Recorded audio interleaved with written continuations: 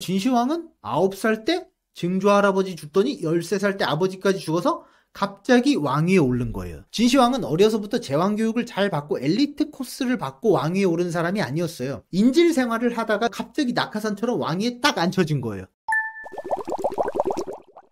중국 역사를 보면 희한하게 반복되는 특징이 있어요. 중국 사람들은 항상 주변 민족을 오랑캐라고 굉장히 무시하고 깔본단 말이에요. 야만인 이러면서. 근데 바로 중국 사람들이 항상 무시하고 깔봤던 그 오랑캐에 의해서 중국이 정복당해요. 중국이 계속해서 이런 패턴이 벌어지거든요. 이런 패턴이 처음 시작된 것 중에 하나가 바로 중국을 통일한 진시황이에요. 진시황도 처음에 중국 사람들이 인정을 안 해줬어요. 서쪽의 오랑캐라고 엄청 경멸하고 무시했거든요. 근데 그 오랑캐 진시황에게 중국이 통일된 거예요. 그래서 중국 통일의 역사는 오랑캐 역사라고 봐도 무방합니다. 중국을 가로지르는 큰 강이 2개가 있어요. 위를 흐르는 강, 북쪽으로 꺾였다가 남쪽으로 흐르는 강, 황하가 있고요. 남쪽을 흐르는 강, 양자강이 있어요. 이 강을 중심으로 중국 지도를 파악하시면 좀 편해요. 자기들이 문명국, 중국이라고 생각했던 부분은 황하의 하류 부분, 이 부분이에요. 그러니까 굉장히 좁은 부분이죠. 여기 오밀조밀 여러 나라들이 뭉쳐있으면서 지들끼리 치고받고 싸우기도 하고 연합도 하면서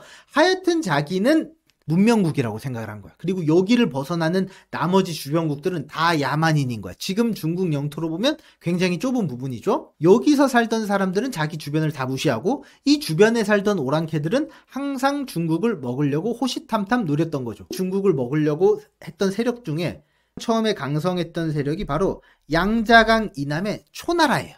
이 초나라는 양자강 이남을 다 먹고 있는 굉장히 큰 세력이었거든요. 그러니까 당연히 양자강을 건너서 중국을 먹으려고 했는 거죠. 그렇게 중국과 치고받고 싸우고 갈등을 벌이고 분쟁을 벌이지만 결국 성공하지 못해요. 하지만 그렇게 오랑캐 취급을 받고 싸우다 보니까 미운정 고운정이 들잖아. 그래서 어느 정도 중국에 편입되게 되는 거죠. 이제 다른 오랑캐가 출현합니다. 바로 서쪽의 진나라예요. 진나라는 진시황이 중국을 통일할 때 앞세웠던 그 나라가 진나라예요. 그러니까 초나라가 남쪽의 대장 역할을 맡고 있었다면 진나라는 서쪽의 대장 역할을 맡고 있던 나라거든요. 그러니까 황하 인근 나라들 입장에서 자신들 스스로 정통이라고 주장하는 나라들 입장에서 보면 진나라는 완전 촌놈이에요.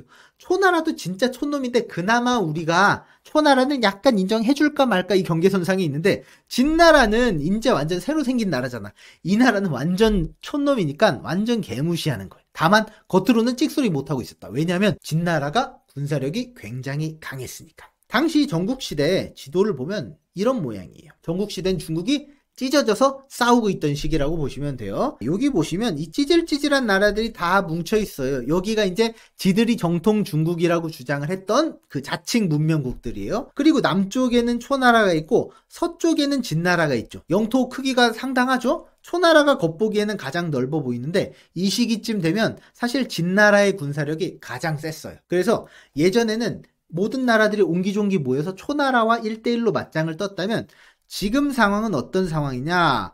진나라와 진나라가 아닌 나라로 나뉘어져서 싸우던 시기였다라고 보시면 돼요. 그러니까 모든 나라의 견제 1순위는 무조건 진나라예요. 진나라가 너무 야만인이고 위협적이라서 싸우기 쉽지 않으니까 힘을 합치는 거예요. 그 말을 뒤집어 말하면 이런 의미 되는 거예요. 견제 1순위는 진나라예요. 그럼 견제 2순위도 있고 견제 3순위도 있다는 말이에요. 진나라가 가장 위협적이긴 하지만 다른 나라들도 믿을 수가 없다. 나라가 다 뒤섞여 있으니까 내가 앞나라를 치러 가면 뒷나라가 내 통수를 갈길 수도 있는 거고 내가 다른 나라의 통수를 칠 수도 있는 거고 이렇게 서로가 서로를 믿을 수 없는 굉장히 얽혀있는 관계가 된 거예요. 그러니까 완전 불신인 거예요. 서로를 믿질 않아. 그래서 전국시대 나라들이 생각한 방법이 뭐냐면 인질인 거예요. 그래서 각 나라별로 왕자들을 인질로 주고받아요. 강대국은 왕자를 인질로 보내고 약소국은 세자를 인질로 보내고. 그러니까 진나라도 강대국이라서 왕자를 인질로 뭐 조나라에 보내고 조나라는 예를 들면 세자를 진나라에 인질로 보내고 이런 식이에요. 그러니까 너네 만약에 전쟁 일으켜서 통수 치면 내가 너네 왕자 인질부터 죽일 거야. 이런 식인 거죠. 이런 방식으로 전국시대 나라가 7개 나라가 있었거든요. 이 7개 나라가 지들끼리 인질을 주고받고 난리도 아닌 거예요. 근데 인질을 주고받았다고 해서 전쟁이 줄을 리는 사실 없죠. 죽어나간 인질도 부지기수였어요. 왕자야, 한 명 더 낳으면 그만이니까. 진시황의 출신도 인질 출신이었다. 정확히는 진시황이 인질이 아니라 진시황의 아버지가 인질 출신이었어요. 자, 당시 진시황의 증조 할아버지가 진나라 왕이에요. 그리고 진시황의 할아버지가 진나라 세자예요. 그런데 진나라 세자와 진시황 아버지는 친아들 친아버지 사이는 아니에요. 배다른 아들 이런 사이니까 중요도가 떨어지잖아요. 진나라 왕의 친아들 친손 주면 인질로 보냈을 리가 없잖아요. 중요도가 떨어진 왕이니까 인질로 보내버린 거예요. 그러니까 진시황이 이 당시 인질로 같이 끌려가 있는 상황에서 딱히 왕위 계승이 될 순위가 있지 않았어요. 진시황은 후순위로 밀려나 있는 상황이었거든요. 근데 여기서 갑자기 대박 사건이 연달아서 일어나는 거예요. 진시황이 9살 때 누가 죽냐면 증조 할아버지, 그러니까 진나라의 왕이 죽어요. 그리고 이때 또 누가 죽냐면 갑자기 진나라 세자, 즉 진시황의 할아버지가 죽어요. 그러니까 갑자기 생각도 안 하게 자기 증조 할아버지가 죽으니까 뜬금없이 인질로 잡혀있던 진시황의 아버지를 데리고 와서 왕으로 얹혀야 되는 거죠. 얘가 갑자기 왕이 되는 거야. 그러니까 진시황이 갑자기 뭐가 되는 거야? 세자가 되는 거야. 그러니까 진시황이 9살 때 이런 상황이었는데 몇 년 만에 갑자기 상황이 급변합니다. 그랬더니 3년 후에 더 놀라운 일이 벌어져요. 진시황이 9살에서 이제 13살 됐을 시기거든요. 이때 진시황의 아버지가 사망해요. 그 말인즉슨 진시황의 증조 할아버지, 아버지가 다 죽고 이제 누가 왕이 돼? 진시황이 왕이 된다는 소리죠. 그러니까 진시황은 갑자기 9살 때 증조 할아버지 죽더니 13살 때 아버지까지 죽어서 갑자기 왕위에 오른 거예요. 진시황은 어려서부터 제왕 교육을 잘 받고 엘리트 코스를 받고 왕위에 오른 사람이 아니었어요.